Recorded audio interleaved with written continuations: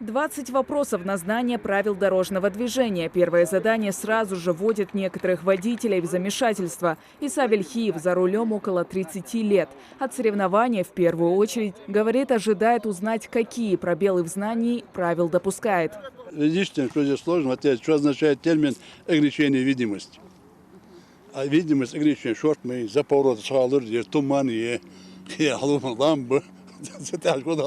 Вот не соображаю, какой из них там правильный ответ. Оценивают водительские способности участников представители Центральной автошколы и, конечно, ГИБДД. Инспекторы считают такие мероприятия очень значимыми и даже необходимыми. ГУП «Ингуш Автотранс» не только водители, но водители, которые перевозят пассажиров, в год 2 раза должны проходить экзамен, тестирование. Видим картину, та, которая у нас стоит на дороге. Водители вели себя аккуратно и соблюдали правила дорожного движения. Пока одни еще вспоминают теорию, другие уже проходят второе задание.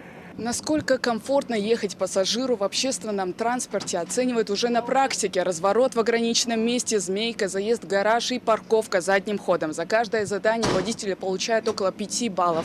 Учитывается также и скорость выполнения задачи.